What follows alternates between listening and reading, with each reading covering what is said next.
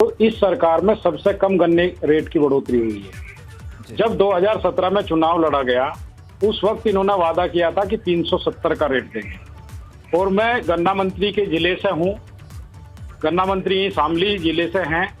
ये खुद विपक्ष में जब थे 450 रुपए गन्ने के रेट की मांग करते थे। आप एक बात बताइए, 25 पैसे किलो इन्होंने बढ़ाया है, कैसे किसान की आय दुगनी हो जाएगी? पिछले 4 वर्ष में डीजल पेट्रोल के दाम, पेट्रोल 60%, डीजल 68%, रसोई गैस 90% से अधिक, खाद, तेल, उर्वरक और बिजली, सारी चीज कितनी महंगी हो गई है। हमको एक बार ये समझाने का प्रयास करें कि किस अनुपात में आपने ये बढ़ाया है 25 पैसे किलो। ऐसा है, किसान बहुत आक्रोश में है, दुखी है और इसका खामियाजा आने वाले चुनाव में इनको भुगतना पड़ेगा। मनोज काका जी, ये जो स्थितियां किसान की बनी हुई, चाहे हम अभी की बात करें या पिछले दौर की बात करें, आजादी के बाद की बात करें, ये सभी राजनीतिक दल सामूहिक जिम्मेदारी लेने के लिए तैयार हैं क्या कि किसानों की जो दुर्गति है उस सब की वजह से, या फिर बीते 4.5 साल में ये सब कुछ हो गया? ठीक बात है आपकी, जो किसानों की दुर्गति हुई कृषि प्रधान देश में, और कृषि प्रधान देश ही नहीं बल्कि हम उस देश के वासी हैं जहां आजादी की भी लड़ाई जो है वो चंपारण आंदोलन के बाद पूज्य गांधी ने शुरू की। पहले किसानों के आंदोलन हुआ, पहले किसान हित से ही इस आजादी के लड़ाई के हित का शुरुआत हुई। तो सवाल ये है कि जो सरकार किसानों के रोज ये जुमले देती है, इस प्रचार में हजारों करोड़ रुपए खर्च करती है कि किसान की आय 2022 तक दोगुना करनी है, वो किसान, उस किसान के प्रचार में जितना खर्च करती है सरकार, उनके जो बुनियादी हक हैं, अगर देश का किसान ये मांग कर रहा है कि उसके एमएसपी पर कानून बना दिया जाए तो उसमें बुराई क्या है?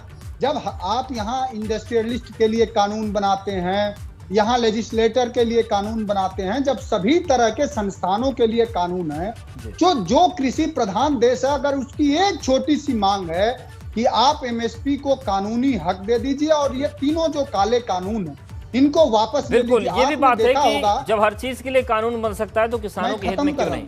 मैं खत्म कर रहा हूँ। जब इसेंशियल कमोडिटी एक्ट में जब बदलाव हुआ तब से आपने देखा होगा कि बेतहाशा महंगाई बढ़ी है। लड़ाई किसान आंदोलन की मामूली नहीं है, लड़ाई बिल्कुल बड़ी लड़ाई है। बलराम, आपके जरिए टिकैत साहब का एक छोटा सा रिएक्शन लेना चाहेंगे। सुरेश खन्ना कह रहे हैं कि किसानों को सबसे ज्यादा फायदा हमने दिया है और ऐसे में जो भी हो रहा है वो राजनीति हो रही है। बिल्कुल, हम सीधे ये सवाल राकेश टिकैत जी से ही जानने की कोशिश करेंगे कि जो गन्ना मंत्री हैं सुरेश राणा जी, उनका कहना है कि हमने किसानों के लिए बहुत कुछ किया और अब जो समर्थन मूल्य बढ़ाया है गन्ने का वो आज की डेट में पर्याप्त है। और जिस परिस्थिति में बढ़ाया गया, क्योंकि कोरोना वैश्विक महामारी से पूरा देश जूझ रहा है, आर्थिक स्थिति पटरी से उतर गई है, ऐसे हालात में अगर 25 रुपए प्रति कुंटल की बढ़ोतरी की है सरकार ने तो कहीं ना कहीं किसानों को राहत देने की बात की है। लेकिन अब इसके बाद अगर कोई सवाल उठते हैं तो फिर वो राजनीति है कहीं ना कहीं। अच्छा, अगर पैसे मांग लो तो राजनीति है कहीं ना कहीं, बड़ा अजीब मामला है। 14 दिन में गन्ना भुगतान की बात करी गई। जहाँ से सुरेश राणा है वहाँ बजाज की शुगर फैक्ट्री है, अपना ही भुगतान नहीं करवा पाए। जो वहाँ की फैक्ट्रियाँ हैं सरकार की, उसका भी करीब 600-700 करोड़ रुपया सरकारों की फैक्ट्री पे बकाया है।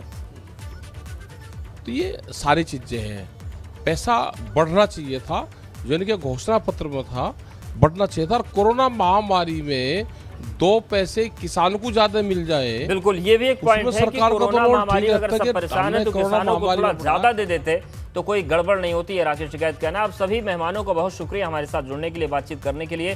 तो ये पूरी तस्वीर है। हालांकि आज भारत बंद हुआ।